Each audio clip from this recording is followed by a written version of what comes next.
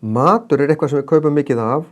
Íslendingar henda það bil 1/3 af því sem þeir kaupa í ruslið. Það rennur út, það ekki klárað og stundum erum við bara að kaupa eitthvað sem gera eitthvað tilraunir sem svo bara ekki gott og það vill enginn borða þetta. Getum við lagað þetta? Já. Þetta svona heima hjá ykkur? Kannski að ykkur leyti, kannski ekki. Við þurfum að skipuleggja hvað á að vera í matinn og kaupa rétt magn.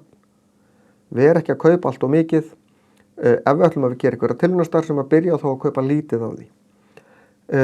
Getum við nýtt afganga? Þetta frista þá? Þetta hafa það í matinn daginn eftir? Það ekkert allir ánægðir að borða afganga, en það alveg hægt að gera eitthvað afganga og gera það betri. Breyta bragðinu aðeins, nota önnur krydd, þannig að þetta sé ekki alveg eins daginn eftir. Þetta bæta við nýju meðlæti, þannig að þetta verði aðeins betra heldur en að vera aftur að borða það sama. Það þetta að gera helling, við getum ekki haldið áfram að henda. Þú veist, ég fer í búðina, kaupi 3 innkaupapoka, ætla ég bara að henda einum strax í ruslið. Það eitthvað skrítið. En á endanum á flestum heimilum, þá fer það bil 1 innkaupapoki af 3 í ruslið. Þetta allt og mikið. Við erum alveg að gera ýmislegt rétt á Íslandi. 90% húsa eru hituð upp með jarðhita. Þá þarf ekki rafmagn eða olíu eða kol eða gas eða eitthvað sem notað í mörgum öðrum löndum við að hita upp hús. Þetta endurnýjanleg orka, veldur ekki mengun eða mjög lítilli mengun. Og út af þessari hitun húsa og af því að við búum til rafmagn með endurnýjanlegum hætti, þá erum við að nota meira af endurnýjanlegum orkugjöfum en flestar þjóðir í kringum okkur. Og við erum þokkalega, svona nokkuð duglega að endurvinna en getum gert miklu betur í því. Þannig að við erum að gera ýmislegt rétt, getum bætt okkur annars staðar, en við þurfum alltaf að hugsa, hvað ætlum við að gera betur? Því að við leiðum við stöðunum að þá fyrir okkur að fara aftur. Orkupíramídi fyrirbæri þar sem við röðum lífverum eftir hver borðar hvern. Og þetta píramídi af því að orkan minnkar. Neðst í orkupíramídanum eru plöntur og þörungar. Getum hort bara á gras hérna eða tré eða eitthvað þess áttar. Allar plöntur eru hérna neðst.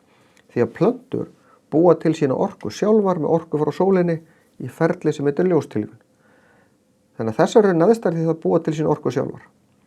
Dýrin sem borða plöntur eða þörunga svo í næsta þrepi og kallast 1. stigs neytendur, svo 2. stigs, 3. stigs, 4. stigs og það misjafnt hvað píramídin hár. Því að við erum með plöntur og þörunga, svo erum við með dýr sem borða plöntur og þörunga sem eru þá grasbítar til dæmis og svo rándýr sem borða þau dýr og rándýr sem borða þau og svo framvegis þangað til við komum í topprándýrin efst. Í sjónum getum við með fiska sem borða fiska, nokkra keðjur upp, en á landi eru keðjurnar ekki svona langar. Þá erum við jafnvel með bara gras, antilópu og svo ljón upp á topp. Það eru bara 3. En þau geta alveg verið fleiri á landi, en það algengar að þetta sé lengra. Þannig að þessi neðstur, svo borðar þessi þennan, þessi borðar þennan og svo framvegis. En misjafnt hvað þrepin eru mörg eins og ég sagði. Ástæðan fyrir þetta mjókkar upp að það fer ekki nema lítill hlut af orkunni í því sem að dýr borða í að búa til fleiri dýr eða til þess að stækka. Það 90% sem tapast út í hverju þrepi, 85-90%. Þannig að þá fer ekki nema 10% af því sem var búið til hérna niðri í að búa til dýr á þessu þrepi og 10% af þessu þrepi í næsta þrepi. Þannig að ef ég byrja með 100% hérna þá 10% og svo bara 1%, 0,1%, 0,01%. Sjáðu hvað það lítið hérna efst uppi. Við erum topprándir af því að það engin dýr sem lifa á því að borða fólk, þó ég veit að það gerist að krokodílar og hákallar og einhver dýr ráðast á fólk. En fólk ekki megin fæðan eins dýrs, þess vegna eru við nefnst ásamt náttúrulega miklu fleiri dýrum eins og ljónum og háhyrningum og fleiri. Þannig að það tapast út orka á leiðinni í að hreyfa sig, í að vera til og halda á sér hita. Þannig að orkan tapast út sem varmi en það fer ekki nema 10% í næsta þrep.